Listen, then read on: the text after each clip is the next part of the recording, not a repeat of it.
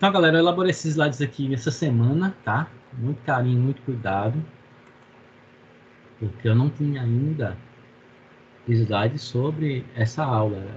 Esse conteúdo eu passava no quadro, ia copiando, que eu gosto muito de usar quadro, não gosto muito de slide, porque toda vez que eu produzo um slide, quando eu vou usar o slide, geralmente eu não sigo o slide, ou então eu não acho que ficou bom, mas esse aqui eu acredito que ficou legal.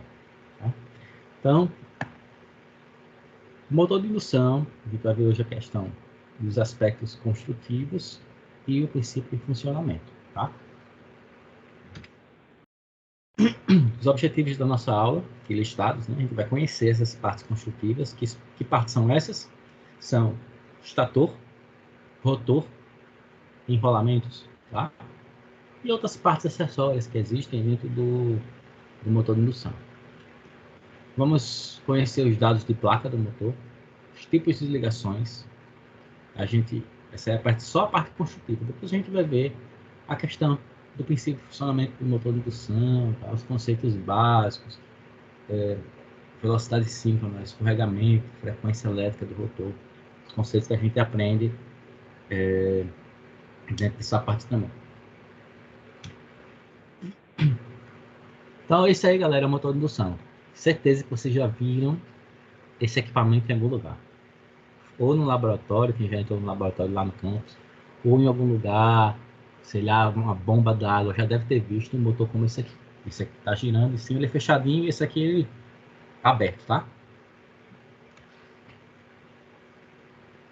Esses motores, galera, são responsáveis pelo consumo de energia em massa da indústria do mundo todo.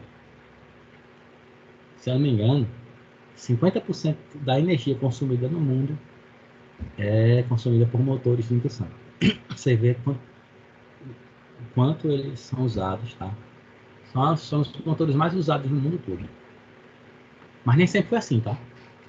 Quando se desenvolveu os motores elétricos, se usava mais o motor de corrente contínua. O motor de corrente contínua, ele é excelente. Tem um desempenho, um dos melhores desempenhos dos motores. Agora tem um problema. Ele requer muita manutenção, é caro, tá? E não é tão trivial assim, não é tão fácil assim de operar um motor de corrente contínua. Aí surgiu os motores de corrente alternada, e nesses motores de corrente alternada surgiu o motor de indução. O motor de indução, ele é muito mais fácil de operar, muito mais barato a manutenção dele. A gente vai ver nessas aulas por que é assim, tá? E com esses motores aqui, por exemplo, uma das características do motor de corrente contínua, o motor CC, é que você consegue controlar muito bem a velocidade dele. A velocidade do motor era perfeitamente controlada ali com bastante precisão. O motor de indução, hoje em dia, faz a mesma coisa, praticamente, só que com o uso da eletrônica de potência. Tá? São as soft starts ou então os inversores de frequência. Ok? Vocês vão ver isso aí na disciplina de eletrônica aplicada.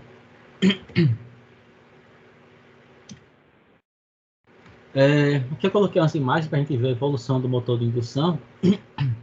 A gente tem aqui é um motor com a mesma potência.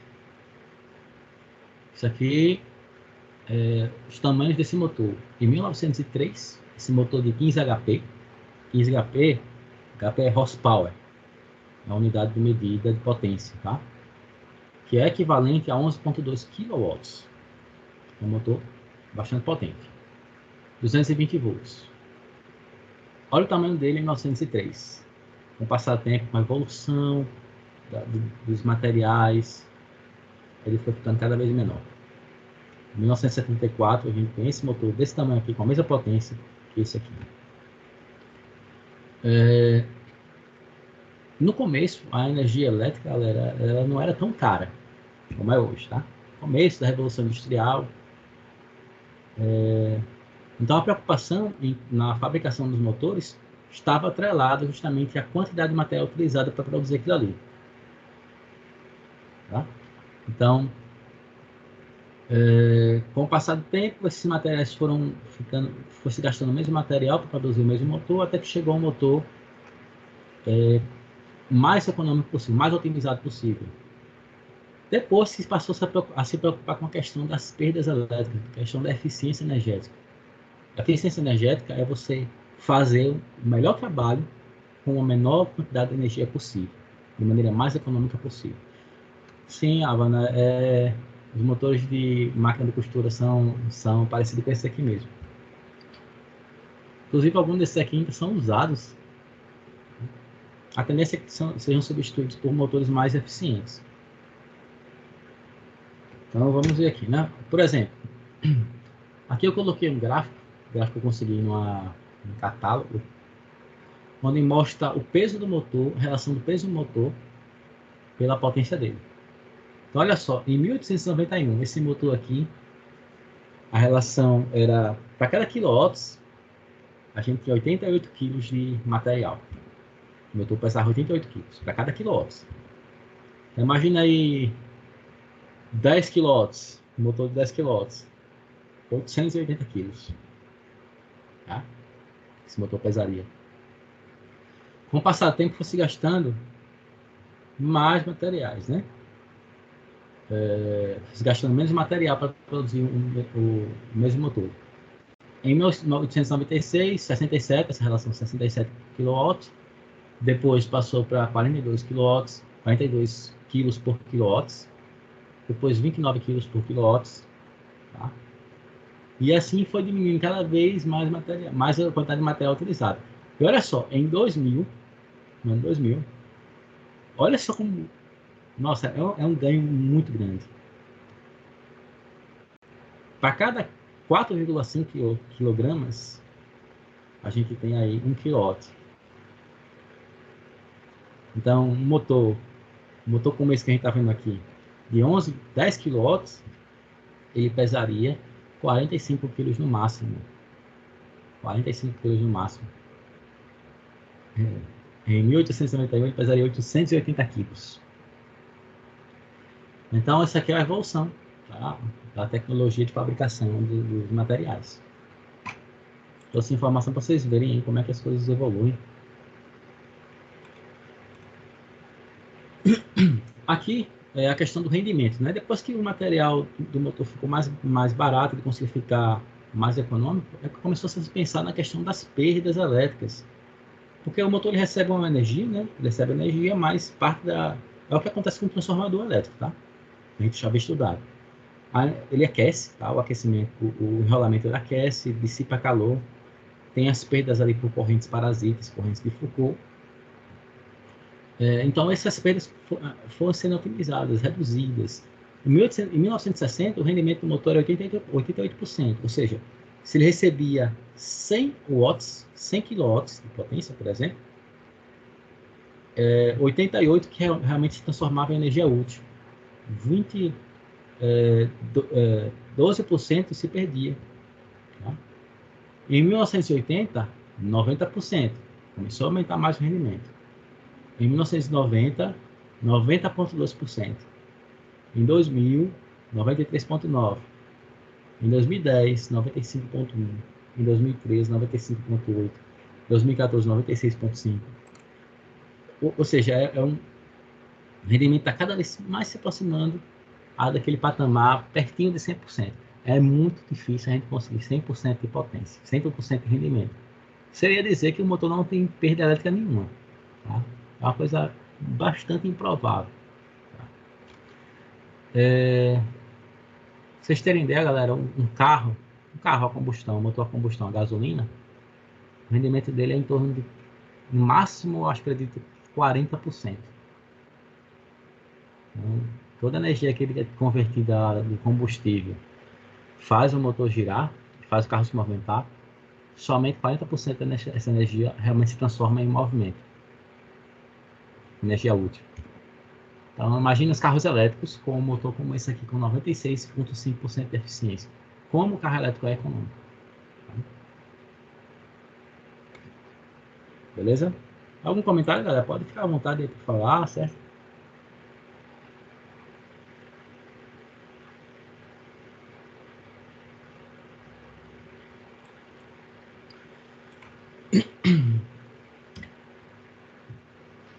Tudo ok, né, Avan? Então, esse aqui é um motor todo desmontado. Não tem muita coisa assim, ele não tem muita complexidade não, galera. É só... Tem um rotor, pessoal.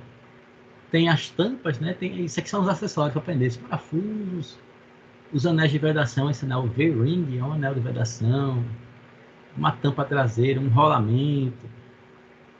Um anel de fixação, chaveta, a carcaça, o rotor, a tampa da caixa de ligação, uma caixa de ligação, outro rolamento, um dreno, o estator, as bobinas.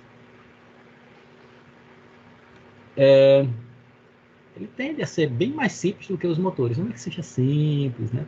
Tem uma máquina elétrica tem a sua complexidade.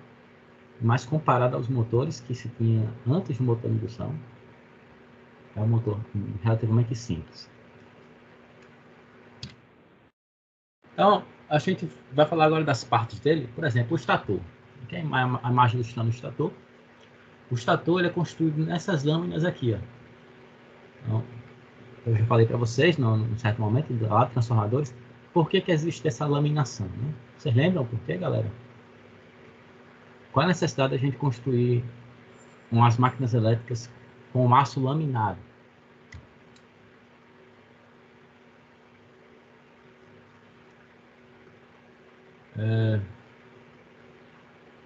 Então, eu coloquei aqui, escrevi aqui, né?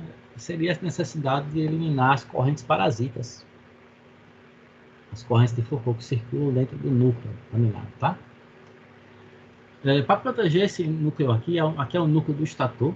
Estator é porque vem de estático, é a parte que fica imóvel do motor. Né?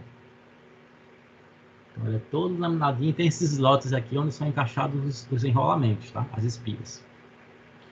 E essa carcaça aqui também tem a função de proteção do estator, né? Esse aço aqui dentro é um aço mais bem trabalhado, tá? Tem que ter mais cuidado com ele. Então ele tem que ter uma proteção, que é essa parte azul aqui, e também para fixar ele na estrutura.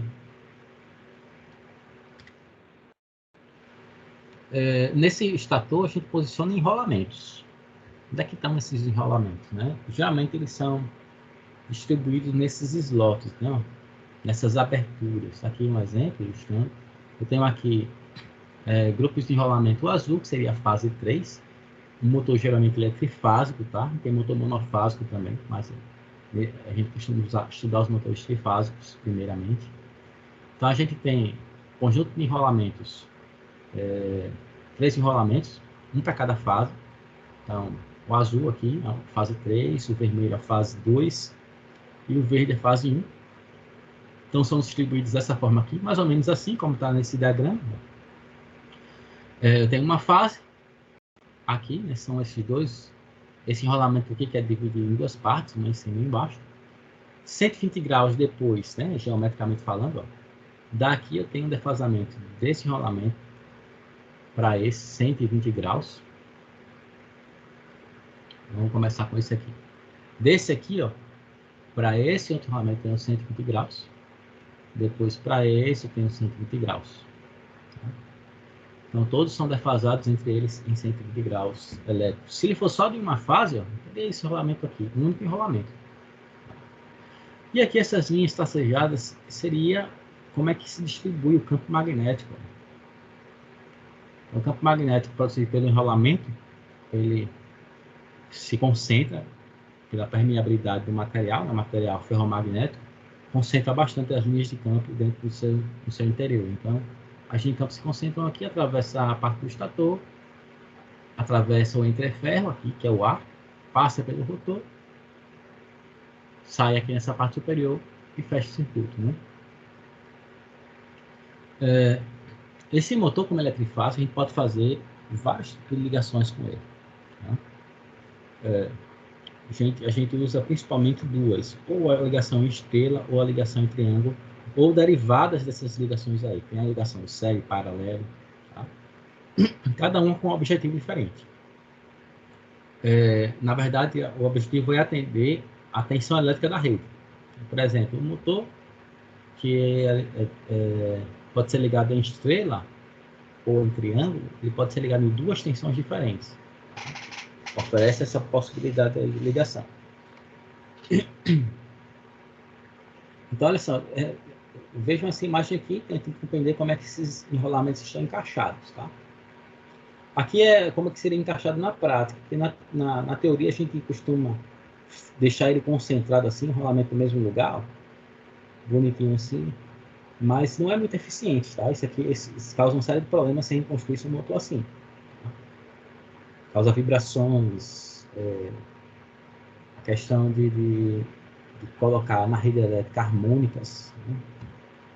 Harmônicas, então, acho que eu falei para vocês também na hora de transformadores, tem a ver com sinais de frequências bem elevadas. A gente só gostaria que tivesse na rede elétrica apenas um sinal de 220 volts e 60 Hz, que é a frequência elétrica da rede. Né? Só que por causa dos equipamentos, por causa dos motores, dos transformadores, existem harmônicas. São sinais que são impurezas que existem no sinal de tensão. Então, para deixar esse sinal mais uniforme possível, então esse enrolamento ele é distribuído, tá? Distribuído em um certo ângulo aqui nesses slots, tá? Ele não fica exatamente concentrado, não. Eles são encaixados, pega o enrolamento, separa ali algumas espiras, coloca no slot, depois vai distribuindo ele nos slots seguintes. Por exemplo, a gente tem duas formas de posicionar os enrolamentos dentro do motor. A gente tem essa forma aqui que é concêntrica, pega um enrolamento, faz desse enrolamento várias espiras de tamanhos diferentes e vai deixando elas colocando uma dentro da outra. Tá? São ovais aqui e vão ficando um dentro do outro. Isso faz com que o campo aqui no meio seja forte, mais forte, e à medida que eu me afasto, vou para esse slot aqui, por exemplo, ele enfraquece um pouquinho, depois enfraqueça mais, depois zere aqui, né? Então, a distribuição do campo magnético aqui seria mais ou menos uma senoide. Deixa eu colocar aqui a caneta. Seria mais ou menos uma senoide. A gente tem um enrolamento distribuído, né? Seria mais ou menos assim. Na verdade, é em escada, tá?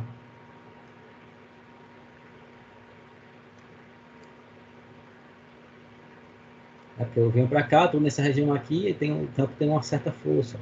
Vou para mais para internamente, tem outra força. Depois aqui tem outra força. Então, o magnetismo ele tem a intensidade dele vai variando assim, como se fosse uma curva ascendente, depois decresce. E isso favorece com que o campo magnético, a tensão e a corrente do motor tenham um comportamento senoidal. Se fosse concentrado, a nossa corrente talvez fosse quadrada, assim. Isso não é bom. É um sinal cheio de harmônicas. Tá? Então, essa é uma forma de enrolar motores, concêntrica. E a segunda forma, tá? É a imbricada. Ao invés de ser um dentro do outro, é um do lado do outro. Você estava percebendo, eu tenho aqui um grupo de enrolamento. Aqui é o mesmo enrolamento. Ele pega e separa em 3 partes, por exemplo, esse enrolamento, e distribui em slots lado a lado. Ó.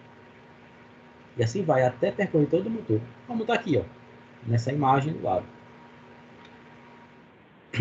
Ok? Ó.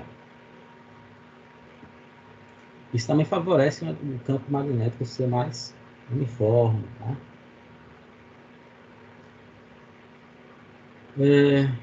Continuando. Ok, os enrolamentos do estator, galera, também eles podem ser feitos com mais de 2 polos. Na verdade, eles são feitos em pares de polos, tá? Sempre é número par. 2, 4, 6, 8, 10, 12, sempre é número par. E aqui ilustrando, por exemplo, como é que a gente faz um motor de 2 polos. Pega um enrolamento, né? A parte externa do enrolamento é onde entra a corrente e ele vai girando, né? As espiras, e sai na parte interna. Eu tenho um polo norte. No outro enrolamento, essa parte que entrou já entra no centro do segundo enrolamento. Aí ela sai e a saída volta para a fonte. Então seria um polo norte e um polo sul. Seguindo esse princípio aqui, a gente pode ter 4 polos. Tá? 6 polos ou mais polos, tá? Esse é o princípio para se aumentar a quantidade de polos de um motor. Qual é a vantagem de se aumentar a quantidade de polos de um motor? Galera, vocês lembram dessa equaçãozinha aqui que a gente viu? Vamos lá, se não ver, a gente vai ver daqui a pouco também.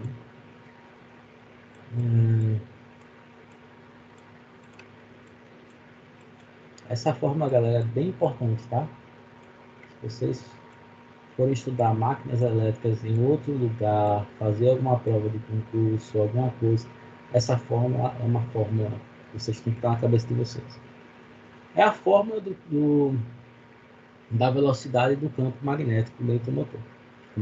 A que velocidade ele gira. Isso aqui é em RPM, tá? Rotações por minuto. Então, eu tenho a frequência elétrica, tenho esse 120 aqui, que é da fórmula também. Isso aqui é o número de polos. Então, quando eu aumento o número de polos, eu consigo fazer com que o campo magnético rotacione com uma velocidade menor. Tá? Se eu diminuir o número de polos, a rotação aumenta. Isso depende muito da aplicação. Por exemplo, um gerador de grande porte de uma eólica, como o vento gira a uma velocidade, né, ele gira a uma velocidade baixa, então a máquina precisa ter muitos polos para poder produzir uma frequência alta. Se eu isolar o F aqui, por exemplo, vai dar velocidade do rotor vezes número de polos sobre 120. Então, se eu aumentar o número de polos, eu consigo produzir com a baixa rotação, esse aqui é um valor da rotação, esse N aqui, eu consigo produzir uma frequência alta. É assim nas hidrelétricas também. Agora, máquinas que giram muito rápido, aí eu tenho que ter o número de polos baixo. A menor quantidade possível de polos é 2, tá? Que é esse caso aqui, esse primeiro caso. É 2 polos por fase, tá? Em cada fase. Essa trifásica eu tenho aí, então, um conjunto de 6 polos, sendo 2 por fase.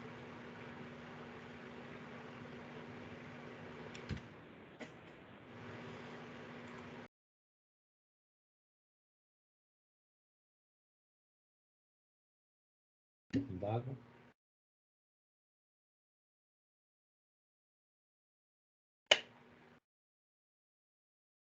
Só isso aqui é um rotor, tá? Rotor. Isso aqui é a parte que se movimenta. É a parte que produz o movimento. Certo? Repare como é que é construído. Esse rotor é chamado rotor gaiola de esquilo. O que lembra uma gaiola de esquilo. Esquilo ficaria aqui correndo e isso aqui girando. Né? Então, o princípio é esse. Ele é chamado justamente de motor do tipo gaiola de esquilo. Ele é construído com barras de alumínio, como essa aqui. Tá? E essas barras elas são curto-circuitadas aqui, ó, com esse anel, dos dois lados. Isso para que as correntes circulem nesse motor aqui livremente, de uma barra para outra, tá? Conforme ele vai funcionar. E ele é preenchido com lâminas também, mais uma vez, para evitar as correntes parasitas, tá? Essas lâminas são agrupadas e é encaixado aqui dentro. Olha só um rotor de verdade, seria esse aqui. Aqui as barras de alumínio, tá? O anel externo que curto-circuita todas as barras e dentro é o material laminado. E aqui é acoplado o eixo, né? Essa parte aqui é onde vão ser induzidas as correntes elétricas que fazem esse rotor girar.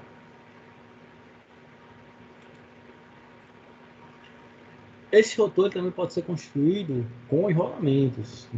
Desse jeito aqui, a construção, o processo de fabricação desse motor, desse rotor aqui, barateia bastante. Isso é bem econômico. A manutenção é substituir isso aqui. Tá? É muito mais barato um desse aqui do que um desse aqui. Esse aqui já é mais trabalhado. Tem enrolamentos, tem cobre aqui internamente, tá? Tem esses anéis deslizantes aqui onde são colocadas as escovas, tá? Que são conectados 3 fases aqui, ou 3 resistores de potência, para controlar a energia que circularia aqui nas correntes, nesses rolamentos. Então, é um motor que exige mais manutenção. Tá? É usado em casos bem específicos, ou nos aerogeradores, tá? São motores de indução do tipo bobinado, tá? Quais são as vantagens da questão? Ó? Por exemplo, bobinar isso aqui é difícil, tá? É muito especializado. Tem que se trocar as escovas de vez em quando, as escovas vão se desgastando, conforme vai girando aqui, elas vão se desgastando. Tá? Vantagem é que eu consigo controlar a potência aqui, né, a velocidade desse motor. Então, é outro tipo de rotor. Aqui como são localizadas as escovas do motor. Então, tem três escovas aqui, ó, que são os anéis deslizantes. Esses anéis captam a energia que vem das escovas. Escova, galera, é uma maneira de eu fazer a conexão elétrica. Aqui eu não posso soldar no rotor nada. Ele não gira, né? Se eu girar, vai danificar a solda, né? Não tem, eu tenho que estar livre. Tem que girar livremente. Então, as escovas são uma maneira de fazer o contato elétrico com as três fases externas para alimentar o rotor. Então, nesse caso aqui, elas são posicionadas em grupos de três, um por fase. Nesse outro caso aqui, onde elas estão? Três escovas aqui, nessa região. Okay? Esse aqui ainda tem uma vantagem, tem um motorzinho aqui atrás que é auxiliar para medir velocidade. Tem um motorzinho aqui atrás só para medir a velocidade do todo o conjunto. Tá bem complexo, é um motor bastante caro. Então não valeria a pena usar esse motor em aplicações banais, sei lá, uma bomba d'água, por exemplo, não faz sentido. É por isso que existem os motor laminar. Galera, aqui são os dados de placa de um motor. Okay? Então, todo motor, quando você compra, ele vem preso na carcaça, numa chapa de alumínio, informações sobre a fabricação, sobre o uso, sobre ligações. Por exemplo, quais são as informações mais comuns que a gente tem? Potência nominal mecânica.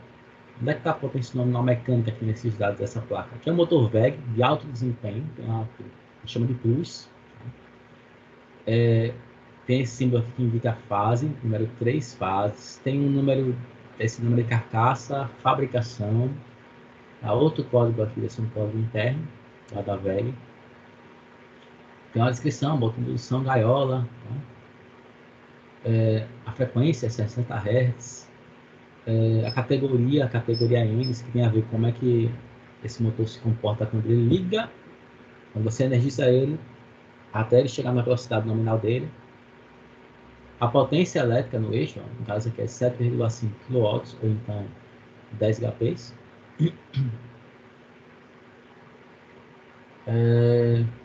A rotação por minuto, 1.760 rotações por minuto, velocidade nominal dele. Se ele operar com essa frequência, 60 Hz, e com essa potência, ele vai girar com essa velocidade aqui. Fator de serviço, tá? Que é um fabricante, ele garante que ele consegue ter até 15%, 15% de sobrecarga. Ele não vai queimar, então até 15% a mais de sobrecarga. Não queima. Aqui é a questão do isolamento, tem as informações que não é importante para a gente. Por exemplo, IP sobre N é importante para a gente. Diz quantas vezes a corrente de partida é maior que a corrente nominal. 7,8 vezes. Isso aqui é um grande problema dos motores. Esse motor aqui ele tem corrente nominal depende da ligação dele, por exemplo. Se ele for ligado com essa configuração aqui, ó, 26,4 amperes, se ele for ligado em 220 volts. Essa vai ser a corrente que ele vai puxar, 26,4. Só que na partida ele vai exigir 26,4 vezes 7,8. Ou seja, só fazendo uma continha rapidinho aqui, se esse motor for ligado em 220, ele vai requisitar, só para partir ele, 205 amperes, 206 amperes. Viram aí? Então, existem metodologias para evitar que isso aqui aconteça. Não pode ser ligado de maneira nenhuma numa rede 220 volts diretamente assim, não. Isso aqui é muita coisa para a rede elétrica. É inviável. Depende de algum lugar, a concessionária, a COSERN, vai até negar isso para você. Você não pode ligar esse motor, nesse caso não, senão vai queimar toda a fiação.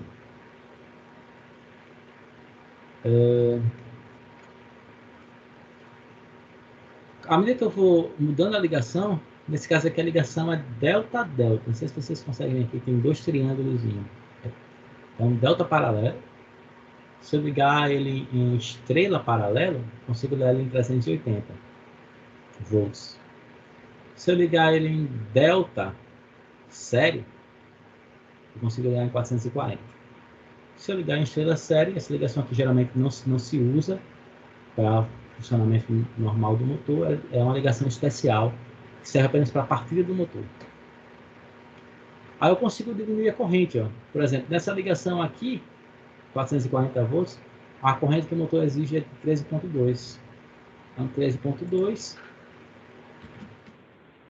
vezes 7.8, a gente tem 102 amperes. Tá? Que ainda é bastante elevada essa corrente partida. Então, eu preciso ter alguma coisa. O inversor de frequência, por exemplo, consegue suavizar um pouquinho essa partida. Então, o motor ele vai começar com vai exigir essa corrente da rede elétrica, mas depois, quando ele vai girando em velocidade nominal, a corrente vai cair para essa aqui, 13.2. É só para vencer o peso inicial, para fazer ele girar. Tá? E velocidade nominal cai para isso aqui. Então, o problema todo é na hora de você energizar ele.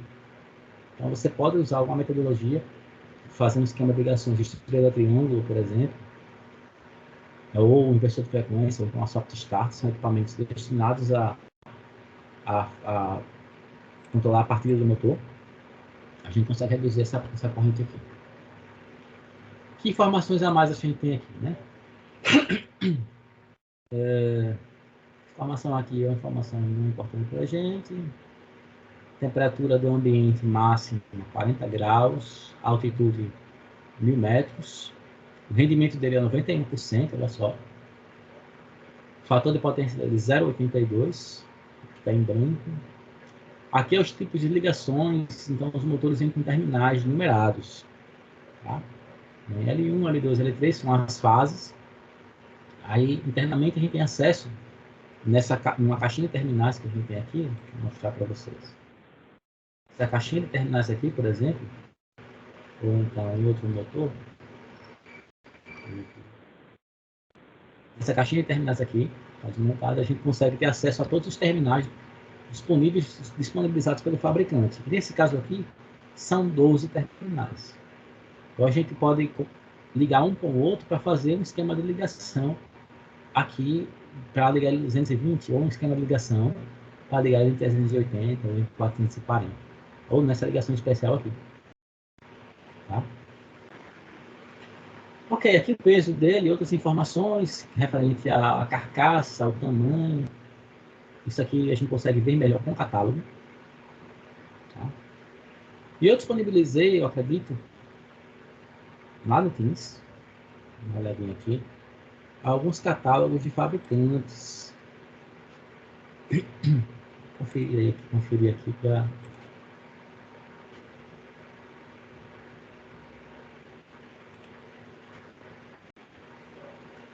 Olha só, galera. Coloquei aqui. Vamos ver, né? Aqui em arquivos, tem material de aula. Não sei se vocês estão tendo acesso a essa pasta. Os alunos da outra turma não conseguiram acessar. Depois vocês podem testar aí. Em arquivos e procura essa pasta aqui, ó, material, máquinas elétricas, material de aula. Clica aqui. Aqui a gente tem livros, apostilas e catálogos. Então, por exemplo, tem os livros que eu deixei aqui, tem um catálogo de motores, ensines, esse catálogo aqui, vamos ver. Da VEG, aqui.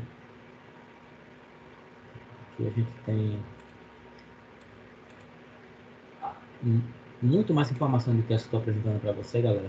Catálogos são excelentes para a gente ver alguns aspectos práticos da coisa. Por exemplo, tem todas as linhas de produtos da VEG. Alto rendimento, vamos ver aqui, vamos ver aqui.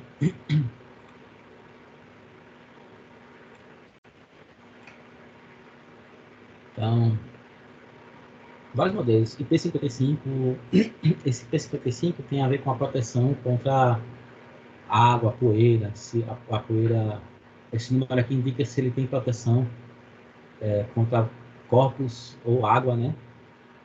Invadam ali dentro do motor. Então, quanto maior essa proteção, mais bem isolado ele é. Podem ficar até submerso em água. No caso de algumas bombas, né? Ficam lá dentro da água mesmo e a água não invade a parte interna do motor. Motor de alto rendimento, aí tem a prova de explosão, não acendível, bomba de combustível, motor freio, um monte de... São motores aqui que a gente... Várias tecnologias de fabricação aqui. A gente passaria a vida estudando isso aqui e não estudaria tudo. Faz alguns apontamentos, algumas características de cada um desses motores aqui, elétricas e mecânicas.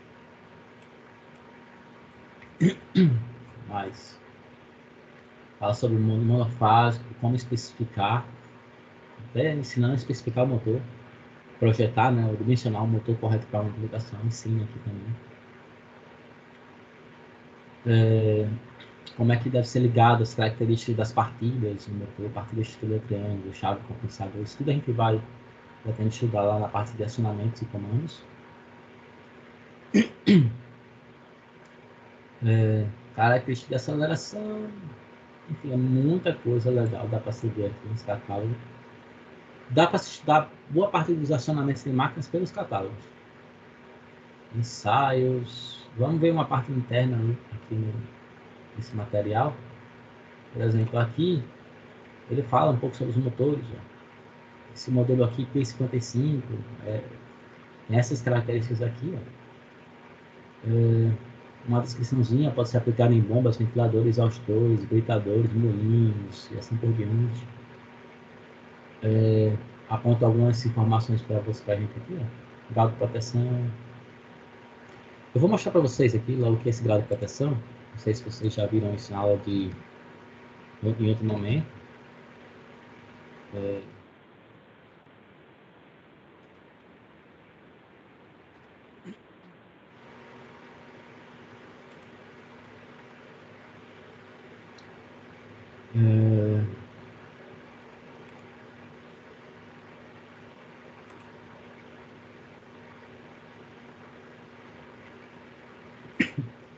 Vamos lá, né? Aqui eu peguei uma página qualquer na internet, achei aqui, vamos...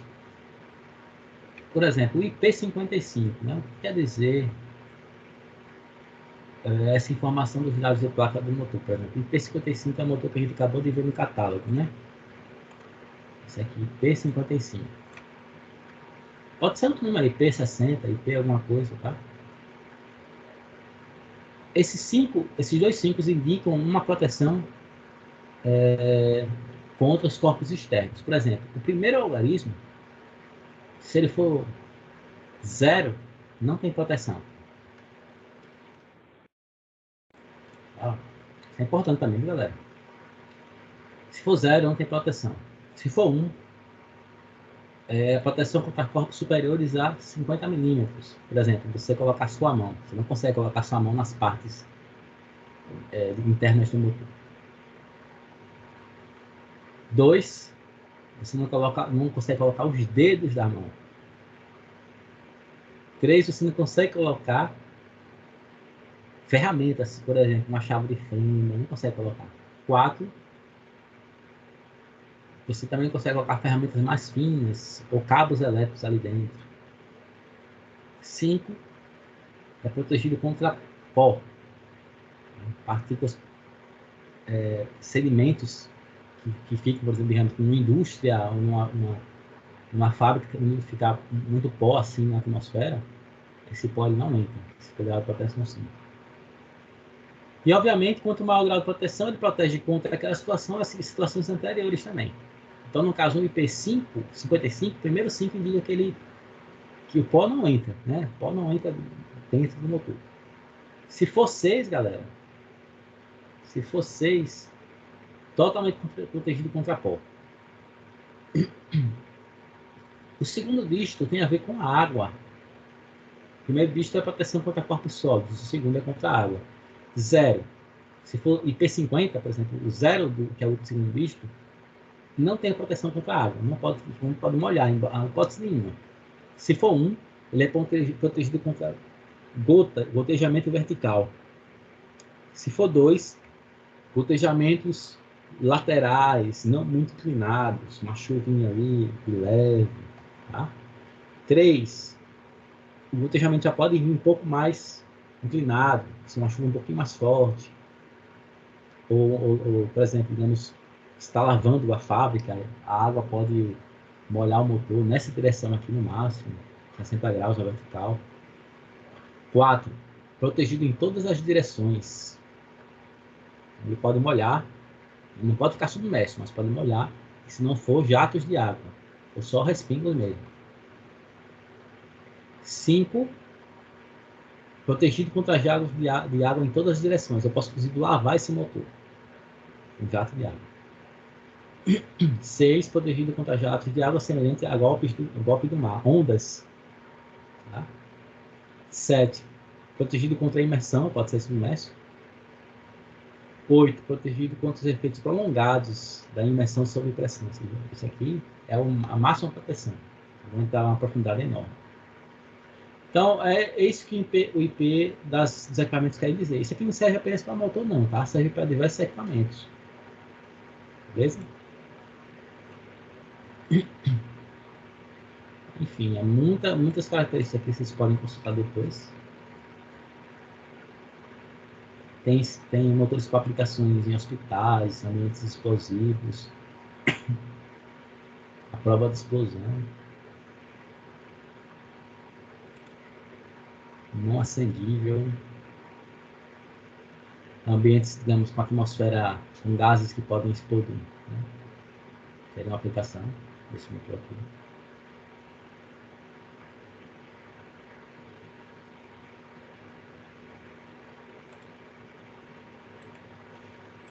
Enfim, diversos motores, tá? De altíssimo rendimento. Quanto mais características interessantes tem esse motor, mais caro ele vai ser, obviamente, né? Vocês conseguiram acessar essa pastinha, galera? Gostaram aí? Vem aqui em arquivos. Vai aparecer essas 3 pastinhas aqui. Olhem essa pasta aqui. Por gentileza. Tá tudo ok aqui, professor. Dá para acessar sim. Dá, né? Tá bom. Temos mais aqui. Vamos ver. Catálogo da Siemens. É outro fabricante. O catálogo é um pouquinho mais simples.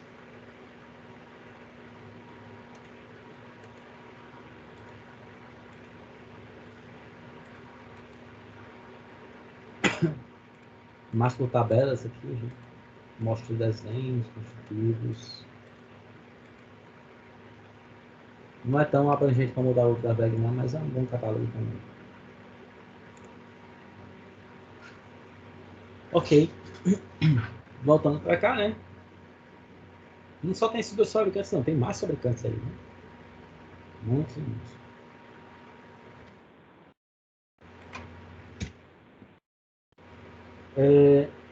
Aqui é um exemplo de um dado de placa físico do motor.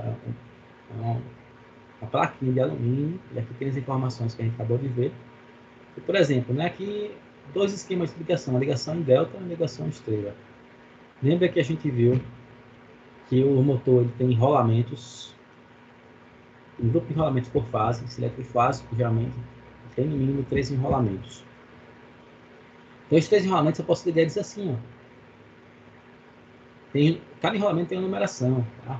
1, 4, 3, 6, 2 e 5. Depois a gente vai ver esse código dessa numeração. É importante a gente saber que a gente consegue ligar ele nessa forma aqui em delta ou em triângulo. Pode ser chamado de delta ou triângulo, tá? Seria essa ligação aqui, ó. Aqui um deltazinho.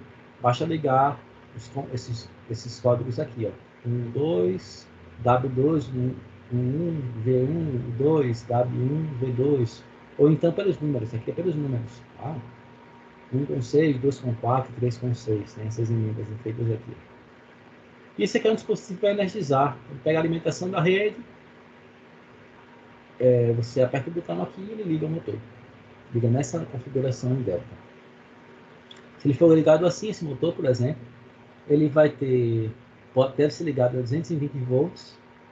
Ele vai puxar da rede elétrica, depois que ele estiver girando em velocidade nominal, 11,7 amperes. Está aqui a informação. Se ele se ele for ligado assim desde a partida, deixa eu achar aqui qual é a corrente de partida dele, ou o IP sobre N. É isso aqui. IP sobre N. É 7. Então, multiplica isso aqui por 7, você tem a corrente de partida máxima. 11. Dá 77 amperes, 78 amperes, por aí. Tá? A parte se for ligado direto nessa ligação aqui. Aqui a ligação em estrela. Nessa ligação em estrela eu posso ligar ele em 380 volts, sem uma tensão diferente. Tá? A ligação é jampeando 4, 5 e 6. 4, 5 e 6 é esse ponto central aqui, galera. Tá ligado dessa forma aqui. E as 3 fases alimentam o motor assim. Tá? Então, com essa configuração aqui, a corrente nominal dele é 6,75 amperes. Uma corrente já bem menor. Ok? Essa corrente de partida chega em torno aí de 42 amperes. Certo? Por aí. Existe uma partida chamada estrela triângulo. Por exemplo, o motor vai ser ligado em 220 volts. Eu posso fazer com que ele seja ligado não em delta, presta atenção aqui, tá? Essa tensão aqui não vai ser usada não, vai ser usada. No final ele tem que ficar alimentado com essa tensão. Então, ao invés de eu ligar ele em delta, eu uso a ligação estrela, uma ligação errada, tá? Começo ele com a ligação estrela. Com isso, isso permite que o motor exija uma corrente menor na partida. E quando ele vai acelerando, chega perto da velocidade nominal, a gente muda a ligação para delta, que é a ligação correta. Isso faz com que a corrente de partida dele diminua bastante. Tá? É chamada partida estrela triângulo. Vai ver com mais calma lá na frente.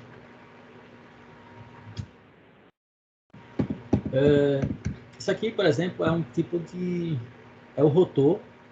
Não é mais o rotor do tipo gaiola, tá? É o rotor bobinado. Aqui é um exemplo de uma aplicação do rotor bobinado. Vamos entender esse esquema aqui, né? Aqui é o motor trifásico. No estator tem os 3 grupos de enrolamento, um por fase. Aqui são os equipamentos que vão ligar, que vai ligar o meu motor. Isso aqui, por exemplo, é uma chave relé. A gente chama de contactor. Ele fecha os 3 contatos aqui e eu abro. Liga ou desliga o motor.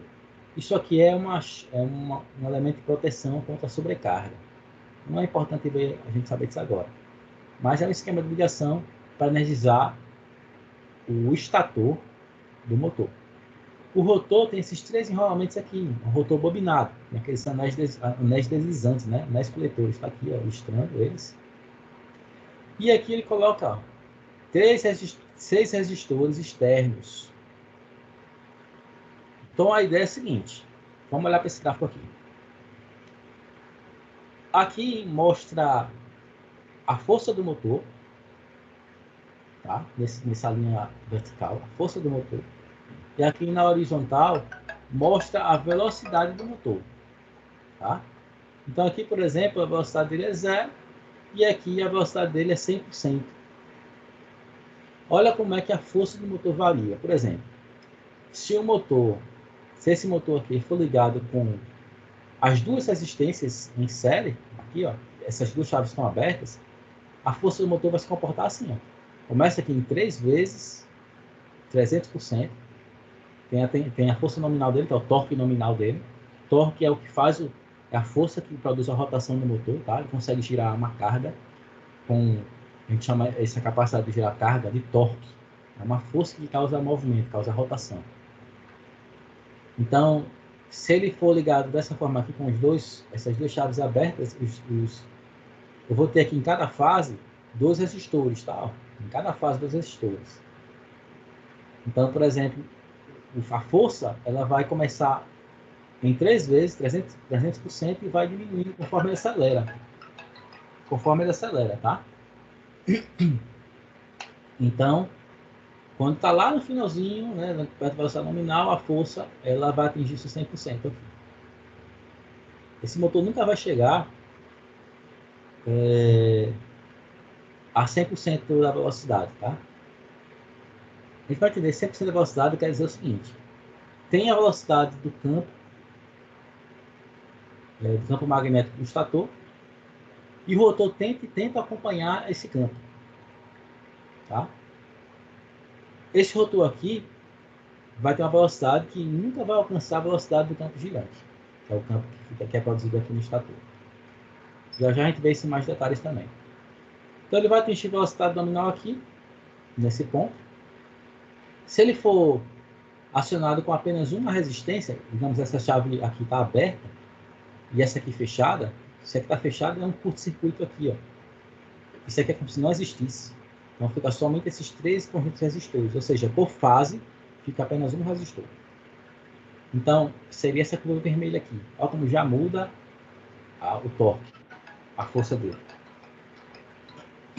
Tá? Já muda a força dele. Então começa aqui mais ou menos de 200%, depois aumenta conforme ele acelera, ó, e chega um ponto máximo e cai, até atingir a velocidade nominal desse ponto. E se ele for ligado sem essas resistências, se essa chave K12 for ligada aqui, ó, um curto-circuito aqui, ó, esses 2 resistores é como se não existisse. Fica apenas a resistência do próprio rotor, dos enrolamentos, do próprio enrolamento. Nesse caso, é essa curva verde aqui, ó. Para que serve isso? A ideia é que eu consiga fazer o motor puxar uma carga pesada na partida, né? O motor precisa girar e geralmente precisa puxar uma carga pesada.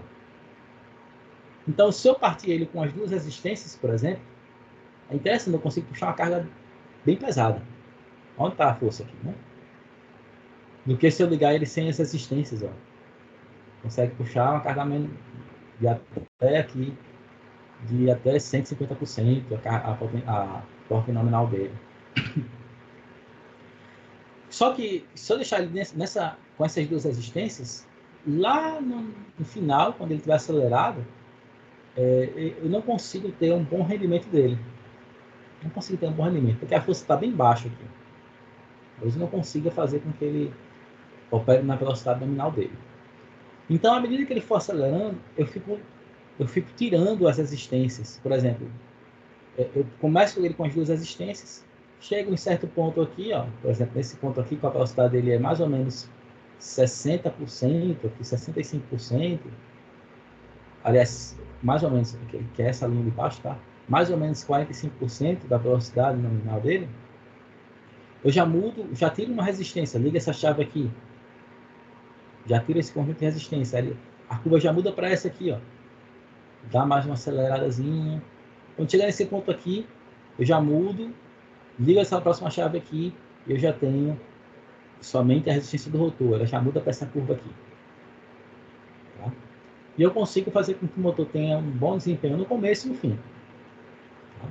Esse é o objetivo de se usar um motor de rotor bobinado. Eu posso controlar aí a força que ele vai exercer, o torque dele.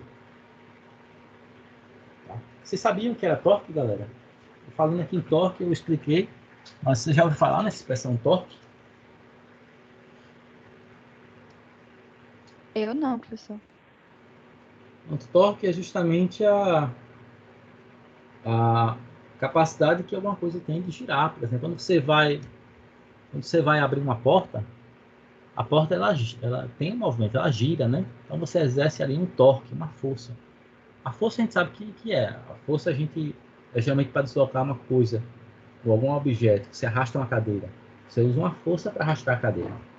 Agora, para fazer uma coisa girar, torneira, por exemplo, a gente chama essa força que causa movimento de rotação de torque, ou então conjugado. Tá? Então, entende isso aqui como sendo a força que causa rotação. Tá? É a força de rotação, o torque do motor. Beleza? São esses três gráficos aqui. Então, aqui é um exemplo, tá? A gente não vai se aprofundar nisso aqui, é só para mostrar para vocês que é possível fazer com o rotor bobinado. Eu consigo controlar a força que ele está exercendo em qualquer velocidade.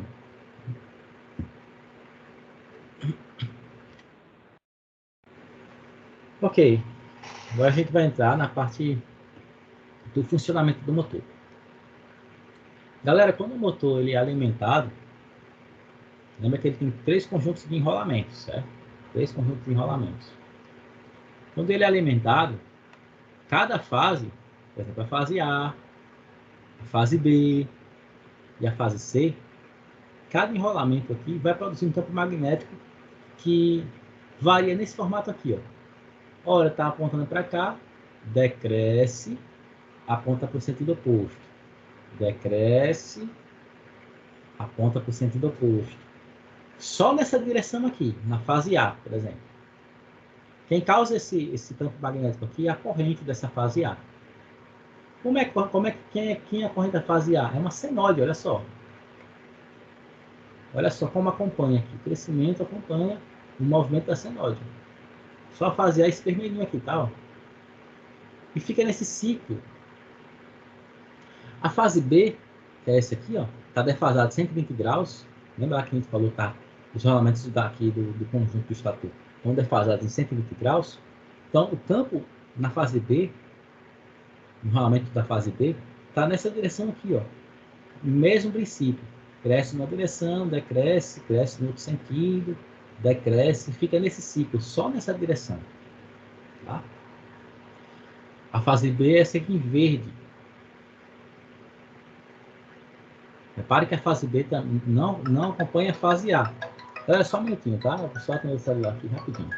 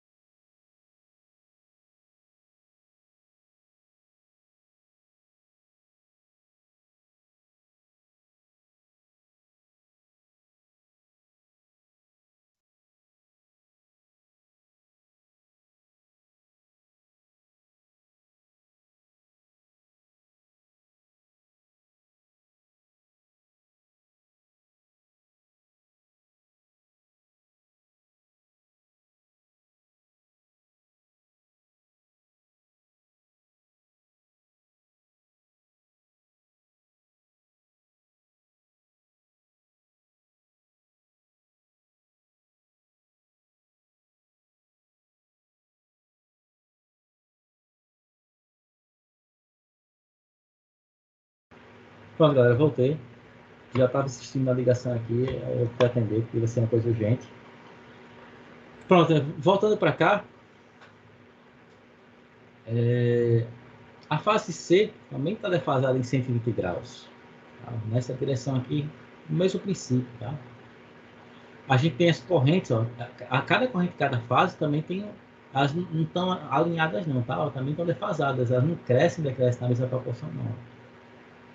Essa aqui, por exemplo, o pico dela é aqui, o da verde já é aqui, ó, o da azul já é aqui. Isso faz com que, quando eu tenho todos esses campos magnéticos aqui reunidos, faz com que surja um campo magnético resultante, ó, que é a combinação de todos eles, que ele fica girando. Aí aqui no motor real seria mais ou menos como se pegasse um imã norte e sul, ó, e ficasse rodando ele aqui dentro. Isso aqui, essa ideia, galera, ela não veio assim fácil, não. Vocês só precisam ver e entender. Mas isso foi anos de Tesla. Foi Tesla que criou isso aqui. O cara pensou muito, ele ficou matutando ali, né? Tentando fazer, como é que eu vou fazer esse motor girar? Ele ficou pensando. Aí desenvolveu o sistema trifásico de corrente alternada e desenvolveu isso aqui. Foi essa a sacada dele. Até hoje, isso aqui é a revolução da eletricidade. Não fosse ele, a gente não tinha nem... Isso aqui, muita coisa que a gente usa hoje em dia não estaria... Não existiria. Tá? Então isso aqui, ó, esse campo que fica girando aqui, a gente chama de campo girante. Lembra que eu falei para vocês que o rotor tenta acompanhar esse campo girante aqui? Pois é, esse campo girante a gente consegue determinar a velocidade dele. Que é aquela fórmula. Velocidade desse campo é igual a 120 vezes a frequência da rede, no caso 60 Hz, dividido pelo número de polos. Que aí o número de polos é no mínimo 2. A gente vai retomar essa fórmula daqui a pouco também. Tá? Galera, observem essa figura. Tentem mentalizar ela. Tem alguma dúvida? Perguntem. Ah, não se sintam apanhados. Perguntem, porque isso aqui, se eu tivesse essas imagens, né, porque eu estudei máquinas elétricas lá no ensino médio, isso aqui era no professor explicando no quadro, tentando explicar essas coisas no quadro. Ele saía desenhando essas curvas aqui, ó, no quadro, e a gente ia graficamente, né, desenhando pontualmente. Ah, nesse instante aqui, no instante zero, quem é o máximo? Aí você desenhava esse vetor aqui, no instante zero. O vetor no instante zero da fase B, da fase C, a gente fazia isso graficamente. Então, a aula demorava muito tempo para a gente conseguir entender isso aqui. E hoje eu vejo, não, olha só como é fácil. A gente consegue visualizar, né, essas animações, o comportamento do campo girante. Então é isso, galera. O campo fica rotacionando lá dentro do motor. E o rotor, quando ele está aqui dentro, ele vai tentar acompanhar esse movimento. Esse é basicamente como funciona o motor de indução. Tá? Tudo ok por aí? Alguma dúvida?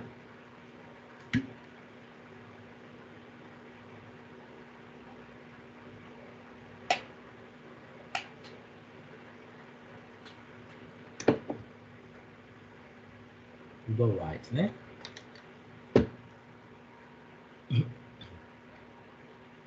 Vamos passar adiante, né? Vamos agora pensar em termos do rotor. Eu vou pegar aquele rotor do tipo gaiola novamente, tá? Aqui é o campo girante, tá? Que é essas linhas que ficam girando aqui, ó. Isso aqui é o estator que está produzindo. Vamos ver agora o que acontece com o rotor, tá? Hoje o pessoal resolveu me ligar. Não vou atender mais não. Vou deixar silencioso.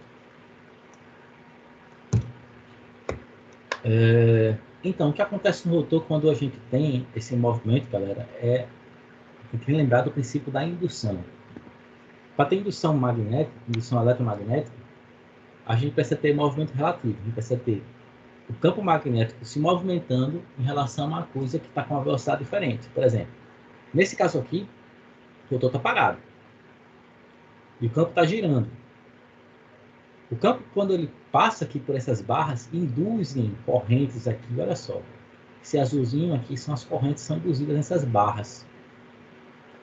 Quando passa o polo norte, ou o polo sul, ó, é os pontos onde a corrente é máxima. Não dá para pausar, mas reparem que quando tem o polo sul e o polo norte, é onde tem máximo de corrente, a corrente é máxima, a seta é maior. E onde a gente tem esses pontos aqui, entre um polo e outro, a corrente é mínima. Olha só, a seta da corrente é mínima. Reparem nisso aí. Tá? Então, as correntes aqui acompanham, as correntes são induzidas aqui nessas barras, elas acompanham o campo girante, na mesma velocidade. Acompanham. Tá? Essas correntes, galera, elas também têm o seu próprio campo magnético. Toda corrente tem um campo magnético. Inclusive, essa corrente aqui está sendo induzida. Então, a gente tem agora dois campos magnéticos. Tem esse campo magnético que está girando aqui e tem o campo magnético das correntes. Então, os dois campos vão se alinhar, vão girar na mesma velocidade. Só a gente sabe que surge uma força magnética, a corrente elétrica tem, imagine dois ímãs, coloca um perto do outro, um vai tentar se alinhar com o outro. Tá? Então surge uma força magnética aqui, ó. Uma força magnética que vai tentar movimentar esse rotor, fazer ele girar. Nesse caso aqui no sentido anti-horário. Tá? Ele vai começar a acelerar, até atingir a velocidade nominal e vai movimentar a carga que tá presa aqui no eixo dele. Então, basicamente é isso, assim que funciona o motor. A corrente que está aqui dentro do motor é uma corrente induzida, não tem nenhuma fonte de alimentação aqui não. É tudo indução. Tá? Tudo indução. Por que esse rotor aqui não pode girar? O rotor é a parte mecânica, tá? Tem as correntes que também estão girando aqui, uma certa frequência, uma indução, né? E tem a velocidade mecânica. Essa peça mecânica ela vai girar, mas ela nunca vai chegar na mesma velocidade que esse campo aqui. Nunca, não pode. Porque se girar na mesma velocidade, não tem indução. O movimento relativo não vai existir. É como se o campo tivesse parado em relação ao rotor, que está girando na mesma velocidade. Então é uma coisa que não acontece no motor de indução. É o rotor girar na mesma velocidade do campo girante. Tá? Existem máquinas elétricas onde o rotor gira na mesma velocidade do campo girante. Mas são máquinas chamadas de máquinas síncronas. Tá? Que é uma máquina de indução, não é uma máquina assíncrona. É uma máquina que não tem sincronismo. Tá? Beleza, galera? Então é assim o ciclo de funcionamento. É por indução. E uma característica é essa. O rotor ele vai entrar em movimento, mas não vai girar na velocidade do campo girante. Vai chegar perto, mas não igual. Conforme o rotor gira, acelera, a indução aqui dessas correntes diminui, porque, olha só, parado, se eu estiver aqui em cima parado, por exemplo, observando, se eu pudesse posicionar aqui, em cima desse rotor, e visse esse campo, eu ia ver ele com uma velocidade. Mas quando você começasse a girar, eu ia acelerar na mesma rotação, no mesmo sentido, eu ia começar a perceber que esse campo está girando a velocidade menor. Concorda? É igual você estar num carro e de repente se aproxima do outro carro. Lá na frente, uma corrida, por exemplo. Então, você tem dois carros, um perseguindo o outro. Quando chegam os dois, ficam emparelhados um do lado do outro, os dois carros estão parados, um em relação ao outro. O que acontece quando o motor começa a girar, é como começa a tentar girar na mesma velocidade que esse aqui, chega um momento que esse movimento fica bem lento, para você que está aqui em cima do rotor, girando junto com o rotor. Fica bem lento.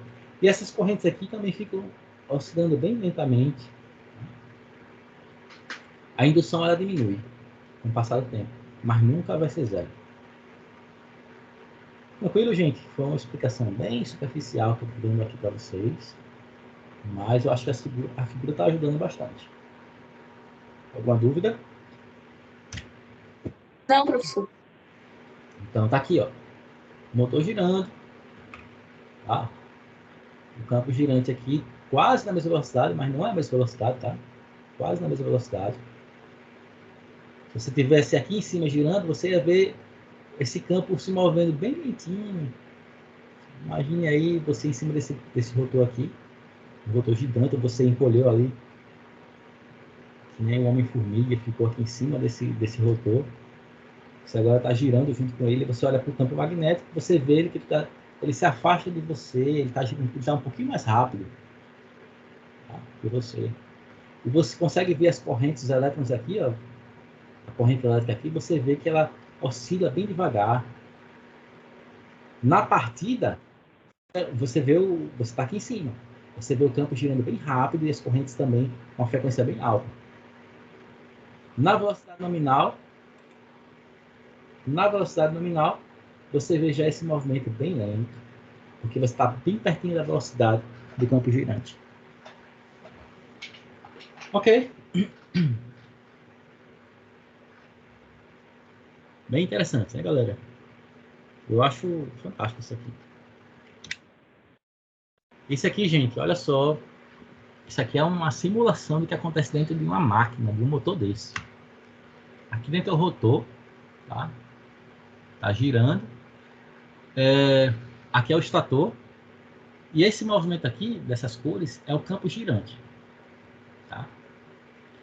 Esse campo girante aqui, ele tem 4 polos. Não sei se está dando para perceber aí, ó. São 4 partes claras, ó.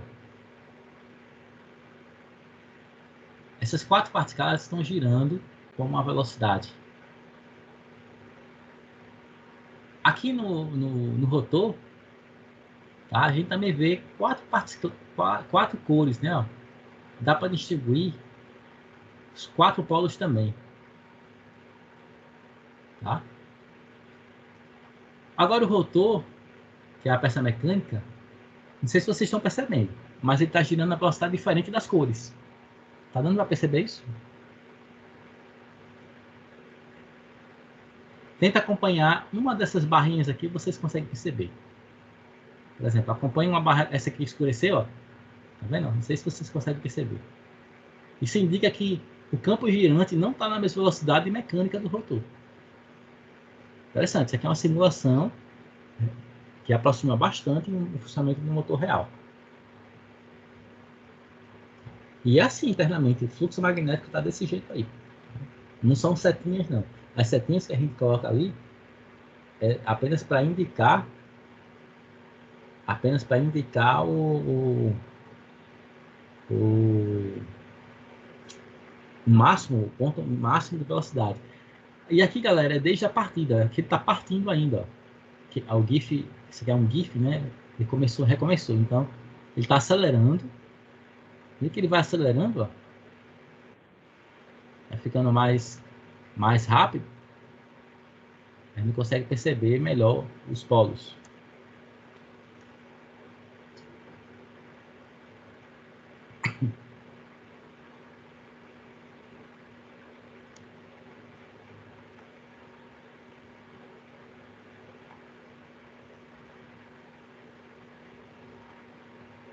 Oi? Acelerou completamente agora?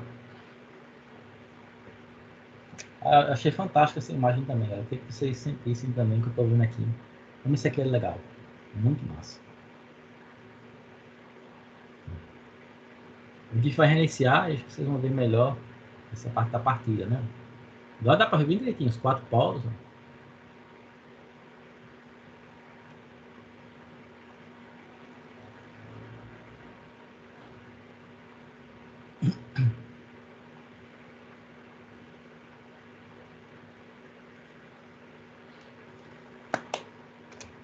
Beleza? Vamos continuar aqui. Aqui eu tenho coloquei esses 3 vídeos extras aqui, se vocês quiserem ver depois. Bem interessante. Cada um é melhor que o outro, com animações, tá? Eu não sei se ele tem legenda, mas eles não são não sei se são legendados. Né? Mas vocês conseguem ver aqui, um desses aqui, tá?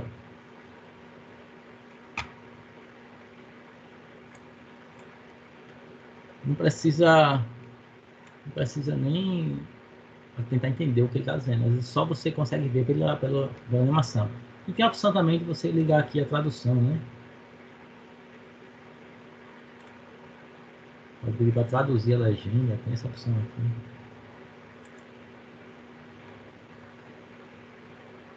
Português, sempre traduzir. Mas são 6 minutos, uma explicação muito boa. Ele sai desmontando o motor, explica o rotor, mostra o estator, fala sobre os slots. Eu falei para vocês, está aqui, ele sai. Vai explicar agora a questão do campo girante. É muito, muito bom. Um exemplo bem. Eu peguei as imagens aqui, saí fazendo um GIF para colocar nos slides. E assim por diante. Tem muitos vídeos aqui legais também. Geralmente, quando eu saio assistindo isso aqui, saem outras indicações, eu saio assistindo. Por exemplo, explica aqui o motor do carro da Tesla, que é um motor como esse aqui, um motor bem avançado. Vamos lá. Deixar para vocês assistirem depois. O segundo aqui.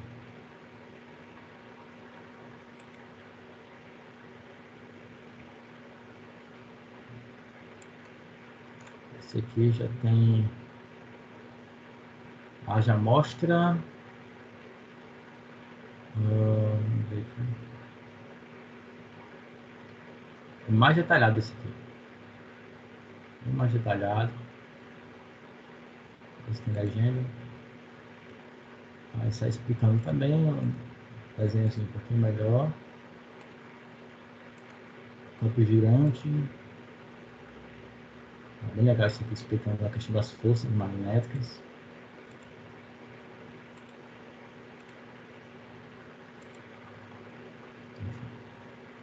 São 3 vídeos. Esse aqui eu achei mais interessante que o outro quando assisti.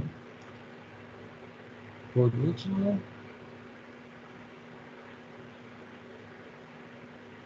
isso aqui mostra uma animaçãozinha desde o processo de fabricação.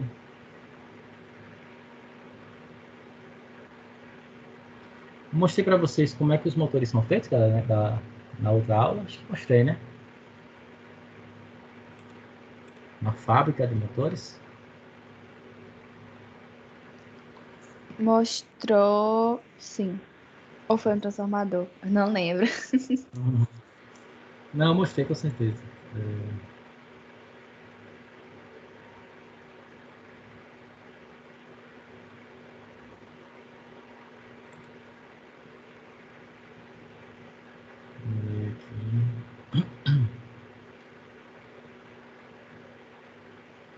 Vou falar que tem as partes mais legais. Tudo automatizado. Mostrei essa automação, se não me engano, para vocês. Olha que sai colocando tudo, ó.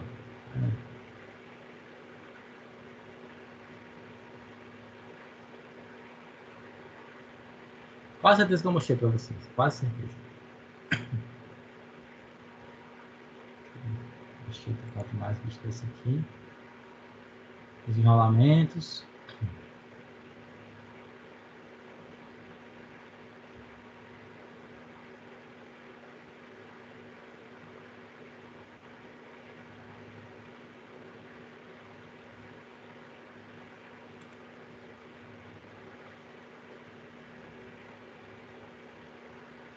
Enfim. Até a etapa de costura.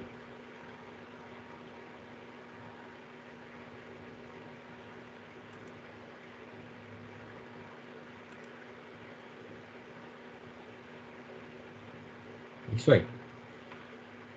Ok. Agora é a parte mais densa. E até agora foi tranquilo, é só ver, entender. Agora é a parte das contas, né? Essa fórmula aqui, galera, que eu quero que vocês não esqueçam jamais, tá? Repitam aí. Velocidade síncrona é igual a 120 F sobre P. Eu coloquei esse S aqui para indicar que é síncrona e está no estatuto. Mas geralmente os livros trazem assim. N igual a 120 F sobre P. Onde esse F é a frequência da rede, frequência elétrica, F, frequência elétrica da rede, e P, polos, número de polos. Se a máquina tem 2 polos, aqui vai ser 2. Tem 4 polos, aqui vai ser 4. E N seria a velocidade de rotação do campo girante em rotações por minuto. Quantas rotações por minuto o motor vai ter? O campo girante vai ter. Por exemplo, um motor de 2 polos. Façam essa conta aí, galera. Um motor de 2 polos numa rede elétrica de 60 Hz. Qual a velocidade do campo girante? O campo girante é isso aqui, ó. É esse campo aqui, ó, produzido no estator. Qual a velocidade desse campo girante? 60 Hz, 2 polos.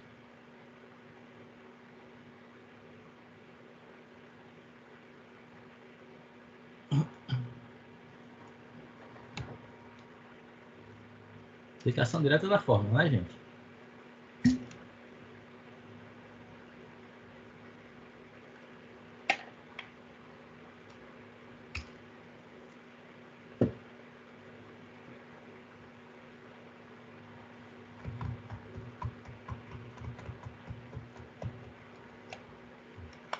Nada ainda, galera.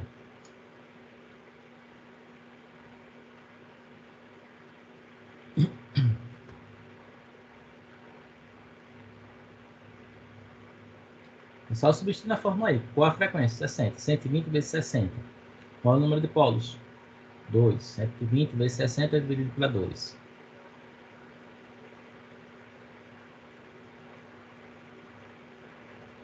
É quanto isso? 3.600? 3.600 RPM. Exatamente. Então, o motor com 2 polos, em 60 Hz, o campo girante dele vai girar 3.600 vezes por minuto. Tá? Se eu quiser saber por segundo, eu divido por 60. Aí eu tenho quantos ciclos por segundo esse motor vai dar. Né? E assim, se for 50 Hz, você vai ter outra velocidade. Essa velocidade do campo girante, lembrando que não é a mesma velocidade do rotor. O rotor ele vai girar com a velocidade inferior, porque é um motor de indução, certo? Mas essa questão é importante, porque a gente vai usar para calcular a velocidade do rotor a partir dessa. Eu posso calcular, por exemplo, a velocidade do campo girante, aqui. Se eu precisar calcular ela em radianos por segundo, que já é outra unidade, pego esse ns, essa velocidade em rotações por minuto, divido por 60, eu tenho agora rotações por segundo. É uma frequência, tá? Uma espécie de frequência aqui. Rotações por segundo. Multiplico por 2π. Aí eu tenho aqui em radianos por segundo, velocidade angular do campo girante. Quantos ângulos por segundo ele está girando?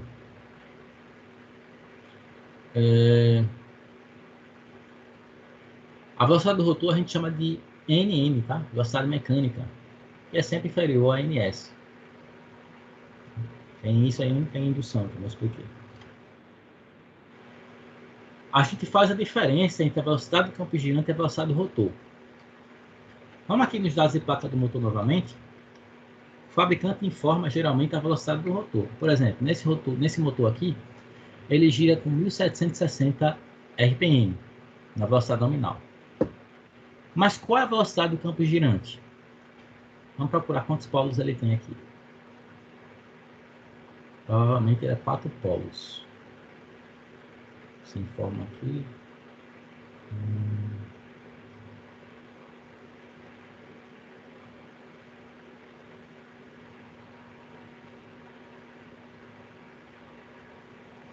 Eu não tenho essa informação da quantidade de polos dele aqui, mas certeza que ele é 4 polos. Se vocês colocarem naquela equação lá, por exemplo, 60 Hz, 4 polos, vocês vão encontrar 1800 RPM. Tá? Então, como ele gira aqui, essa aqui é a velocidade do rotor mesmo, a velocidade mecânica dele. Com essa velocidade, então o campo girante deve ter uma velocidade bem próxima, que é no caso 1800 RPM. 4 polos, certeza. Estou procurando aqui o número 4, não estou achando. Vem aqui, mas aqui é a data. Né?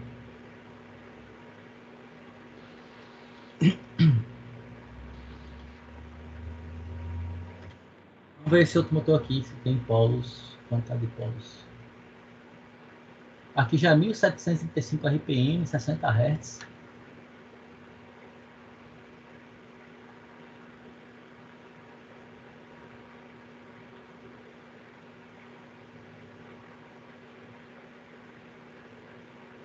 Ele também não informa aqui a quantidade de polos. Ok. Ele provavelmente também é um motor de 4 polos. É só vocês olharem as velocidades mais comuns que a gente tem para 60 Hz. Se for 2 polos, é 3.600 RPM. Se for 2 polos.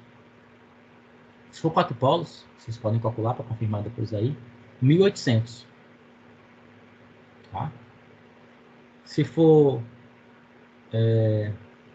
6 polos, substitui lá novamente, dá 120. Vamos lá, fazer aqui a calculadora rapidinho. 120 vezes 60, dividido para 6, 1.200 RPM. Se forem 8 polos, dá 900 RPM. E assim por diante, tá? Quanto maior o número de polos, mais lento vai ser o campo girante. Tá? Mais lento o motor vai girar também. Essa velocidade que a gente está calculando aqui, o rotor ele vai tentar acompanhar ela, então vai ficar bem próximo dela. Menor ou bem pertinho. Nunca é igual, tá? Sempre menor.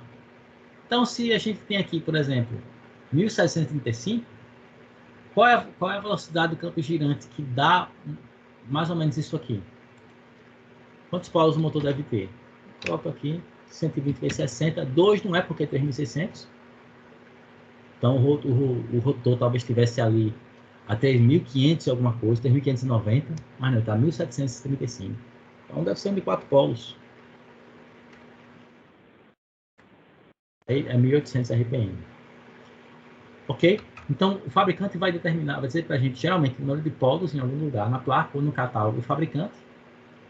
Pega o catálogo, você consegue também ver, coloca essa especificação aqui, esse código, ou modelo. E a velocidade dele é essa aqui. A gente consegue calcular uma coisa chamada escorregamento. Vou voltar aqui para o slide. Escorregamento. Que é a diferença entre a velocidade do campo girante e a velocidade mecânica do motor. Isso aqui é o escorregamento em RPM. Quantos RPM a velocidade do campo girante vai estar maior do que a velocidade mecânica do rotor? É esse número aqui. Faz um menos o outro, só isso. Eu posso calcular também em percentual, esse campo girante. Eu pego esse valor aqui e divido pela velocidade do campo girante. Quanto é que deu aqui? 2. Qual é o campo girante? A 1.800. Divido 2 por 1.800. Vai dar um escorregamento em termos percentuais. Multipliquei por 100 para fazer em percentual.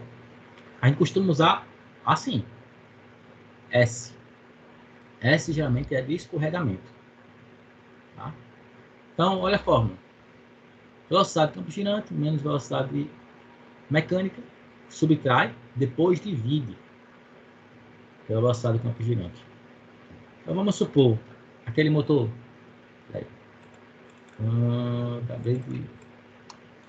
Vamos supor aquele motor lá, 1735 RPM, né? Então eu vou calcular primeiramente isso aqui. 1.800 menos 1.735.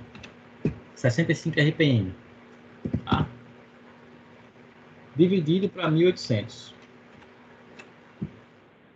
Se eu multiplicar por 100, eu tenho percentual. Né? Se eu multiplicar, tanto faz. Não precisa estar também percentual, não. 0,036 é um número adimensional, tá? Não tem unidade. Escorregamento é simplesmente 0,036. Professor, aí o escorregamento indica o que, mais ou menos? Indica, ele serve para a gente nos auxiliar a calcular, por exemplo, as perdas do motor. Serve para saber qual é a força do motor em determinados pontos, em determinadas velocidades. Tá? Serve para a gente analisar o modelo do motor de indução, é uma coisa que a gente pode fazer também. Então, ele é usado geralmente como parâmetro para determinar muitas características de desempenho do motor. Veja a velocidade, até a força do motor. Tá? Talvez a gente, por exemplo, a velocidade mecânica do motor pode ser determinada em função do escorregamento aqui, ó, por exemplo. Essa fórmula aqui embaixo. Velocidade do rotor é 1 menos o escorregamento vezes a velocidade do campo girante. Vamos supor que o escorregamento seja 2%. Essa é 2%. 1 menos 2%, no caso é 2. 2% é 0,02, né? 0,98 vezes a velocidade do campo girante. Digamos que a gente calculou o campo girante, 3.600 RPM, vezes 0,98. Essa é a velocidade do rotor. Tá? 3.528 RPM. Isso nas condições nominais. Em tensão nominal, corrente nominal, ele vai girar com essa velocidade aí. Ok? Então, essa é a equação, tá, galera? Deixa eu voltar aqui.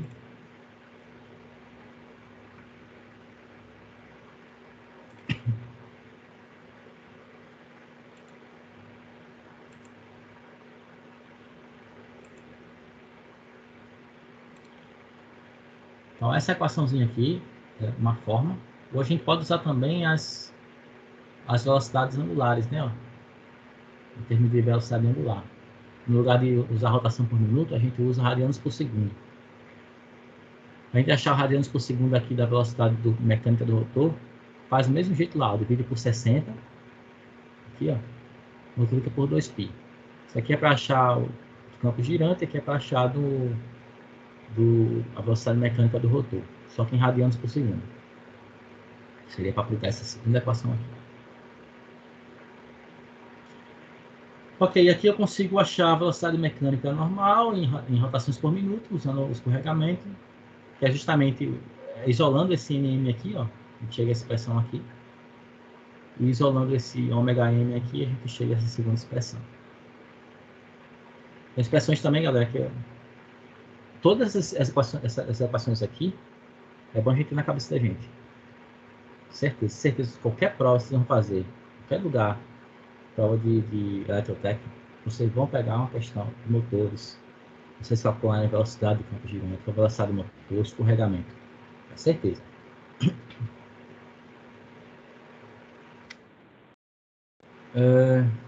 Vamos fazer uma análise aqui, né? Para a gente entender alguns fenômenos do motor. Galera, qual é o escorregamento do motor se o rotor estivesse girando na mesma velocidade do campo girante? Coloco aqui, ó. A fórmula é essa. Escorregamento é igual a ns menos nm, ns campo girante, nm rotor, velocidade do rotor, dividido pela velocidade do campo girante. Se os dois têm velocidades iguais, ó, o escorregamento seria zero. Isso aqui não vai acontecer. Uma hipótese, né? Se ele girasse a mesma velocidade do campo girante, o escorregamento seria zero. E se eu bloquear o rotor, colocar uma trava no rotor, ou então, no instante que a energia zoeira, qual é o escorregamento? Bem, nesse caso, a velocidade é zero, né? Se é na partida, o motor está parado ali, vai começar a girar ainda. Então, naquele instante ali, a velocidade é zero. Então, eu coloco o zero aqui no lugar, o escorregamento dá 1. Então, S igual a 1 indica que o motor ou ele está bloqueado, escorregamento igual a 1, ou o rotor está bloqueado, alguma coisa está prendendo ele, ou ele está partindo. Beleza? O S igual a 0 indica que o motor está girando na mesma velocidade, na velocidade síncrona. Ok? Coisa que não acontece na prática, a não ser que você force ele com algum movimento externo. Mas, naturalmente, você na zoeira, ele vai acelerar, vai ficar com um escorregamento bem pequenininho, próximo de zero, mas nunca vai ser zero. A não ser que você chegue lá com alguma coisa e gire um pouquinho mais ele lá. Beleza?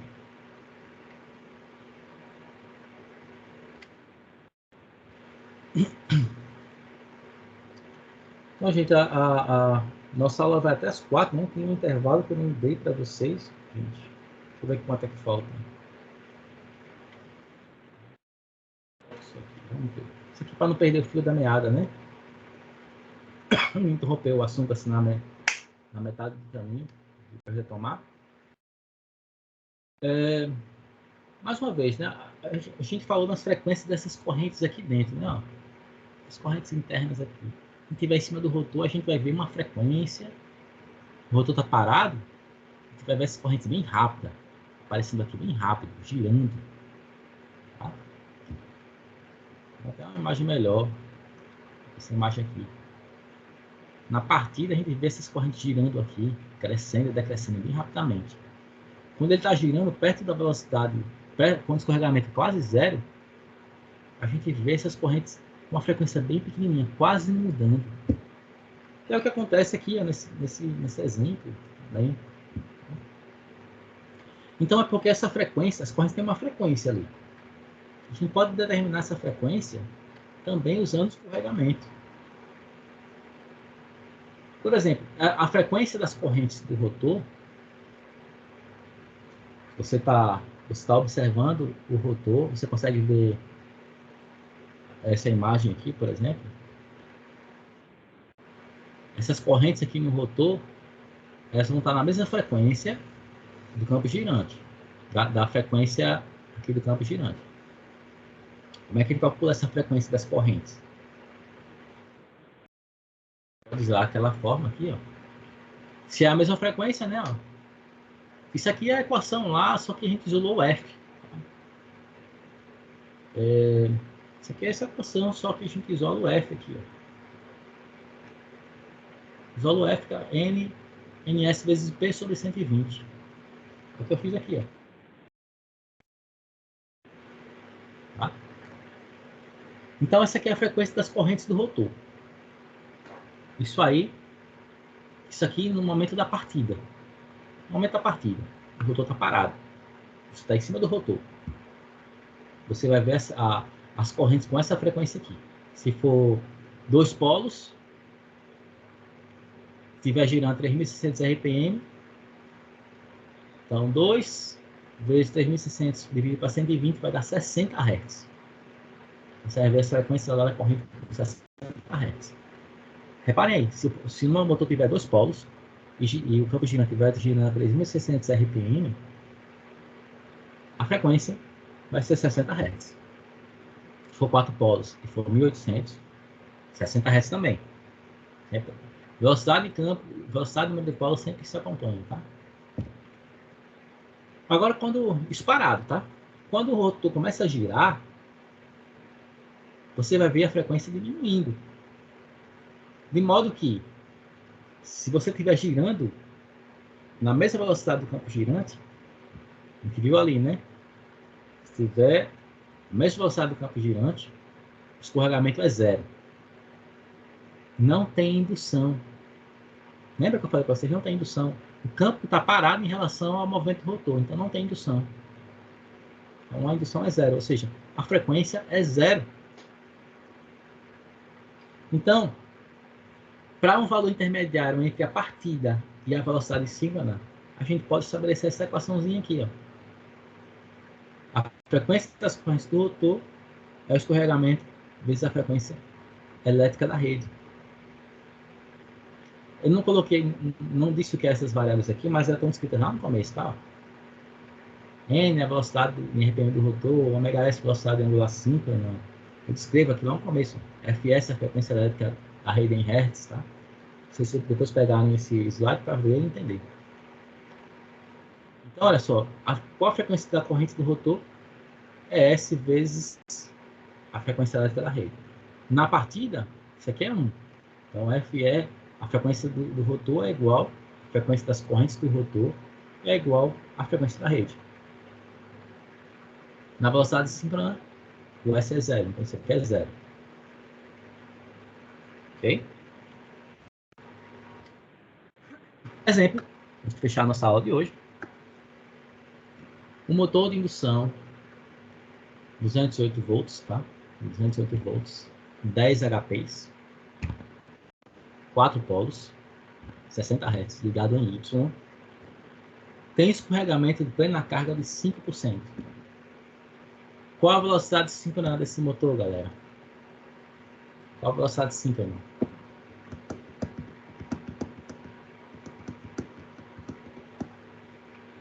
Vamos fazer essas contas aqui. Eu já tenho aqui a resposta, mas... Qual a velocidade síncrona? Eu queria que vocês... Vamos tentar trabalhar aqui na resposta, né? Eu vou acrescentar aqui uma caixa de texto. Vou fazer junto aqui, tá?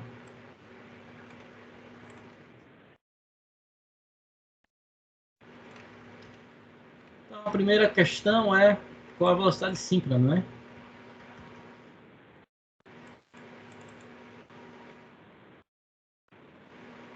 Eu acho que... Ok, N igual 120 F sobre P. Vou usar aqui a forma padrão dos livros, geralmente eles colocam assim. Aqui a forma na cor.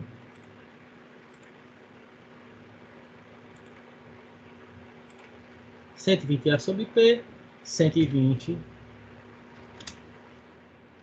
vezes 60 sobre 4 polos, né?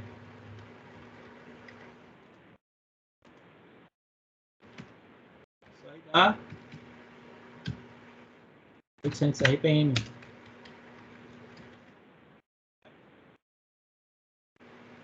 Bem fácil. Bem fácil. A primeira questão foi fácil. A segunda é qual é a velocidade do rotor em carga nominal. Vamos lá. Isso aqui eu vou colocar um Szinho para indicar que é síncrona, né? Então, a velocidade do rotor a gente chama de Nm, que é igual a 1 menos S vezes Ms. Beleza?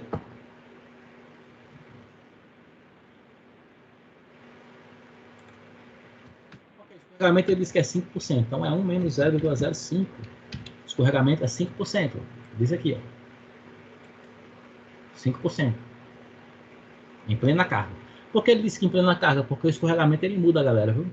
O motor não está acelerando, começa de 0 até a velocidade nominal dele, então ele muda.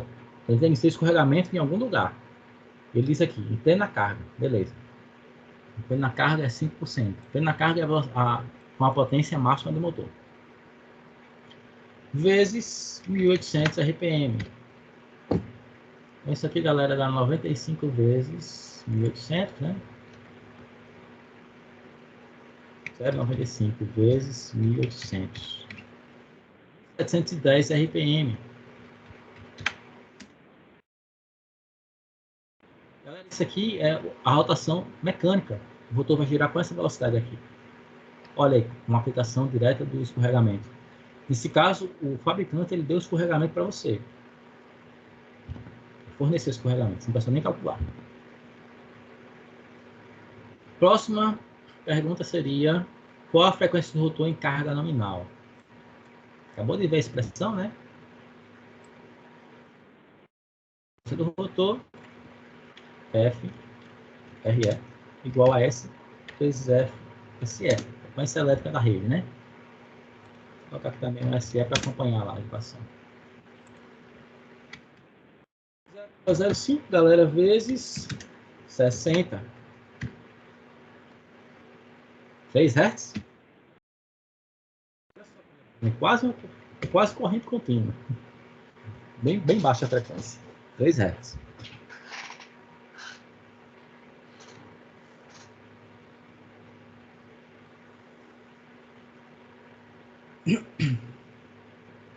Próxima.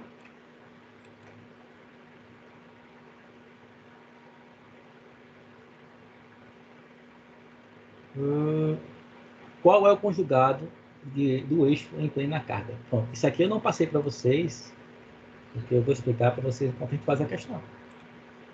Como é que eu calculo o conjugado do motor? Conjugado, gente, a gente chama isso aqui de conjugado ou torque, tá? Isso aqui é o torque. Vamos lá.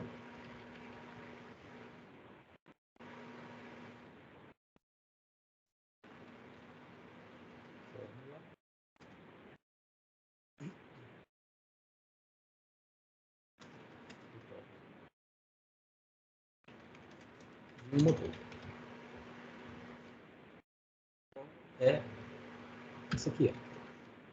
Potência de saída dividido pela velocidade angular mecânica. Não pode ser em RPM, tem que ser velocidade angular mecânica. A potência de saída do motor, não sei se ele dá aqui, diz aqui ó, que é 10 HPs. Aí outro detalhe, galera, geralmente os dados de placa do motor, ele dá a potência de saída, não é a potência de entrada não, é a potência de saída. Então 10 HPs. Vamos no Google, coloca lá no Google, quanto é que vale um HP?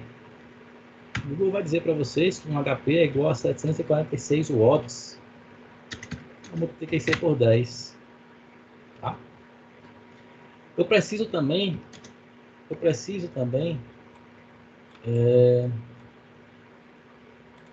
da velocidade angular mecânica. Posso vir aqui e calcular aqui em cima, só para facilitar a minha vida, vou colocar aqui em cima.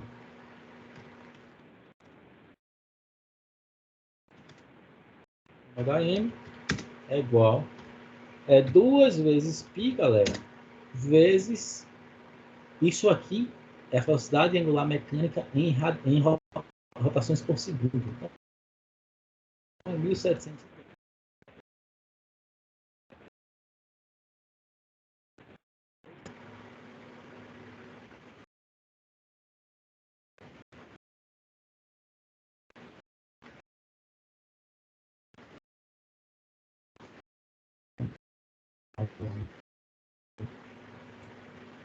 Sala, vocês estiverem tudo com uma calculadora na mão fazendo as contas. Né? Agora que quando a gente tá remota, a galera tá só.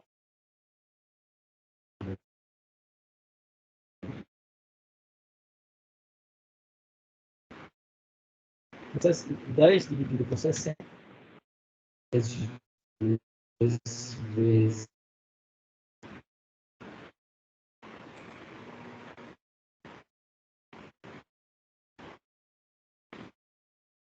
anos. Aqui é a velocidade angular mecânica.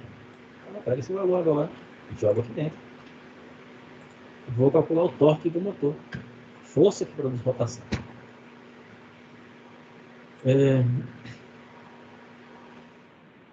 746 vezes 10 HP, né, motor, dividido por 179,07. 41,46. 41,46. Qual unidade? Newton metro. Ok, Newton metro. Galera, só para esclarecer um pouco mais. O torque, se a gente imaginar aquele desenho do Papaléguas do Coyote. Não sei se ainda passa, se vocês já assistiram. Enfim.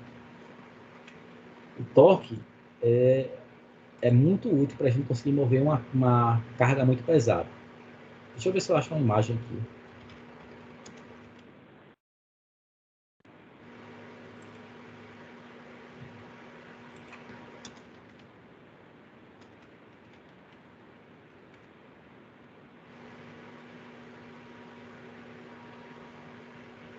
Vamos ver aqui, uma imagem bem clássica.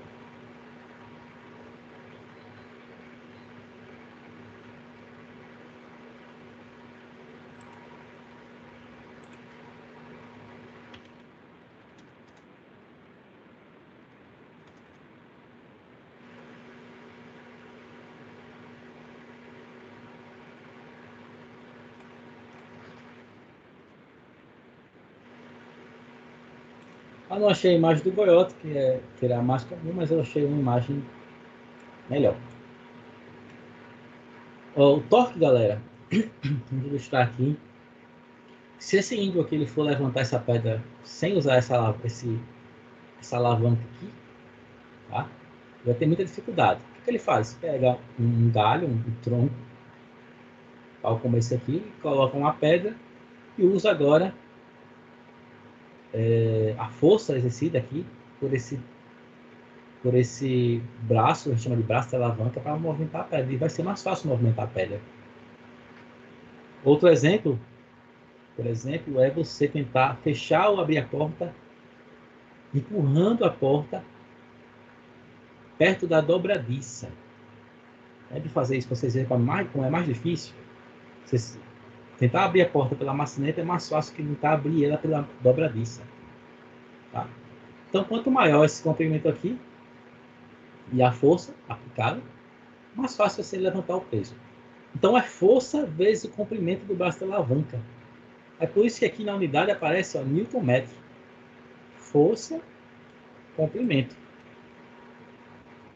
Beleza? Então, isso aqui seria a força que o motor consegue erguer uma carga, puxar um peso, içar um elevador. Tá? Essa é a grandeza que a gente utiliza. E é simplesmente a potência saída sobre a velocidade angular mecânica. Aqui está a resposta que eu tinha feito já antes. 41, acho que essa conta está errada. Acho que é a aproximação do pico, eu usei. Então, não está certo. Vai então para 46. Então foi isso, galera. Alguma dúvida? Tudo tranquilo até então?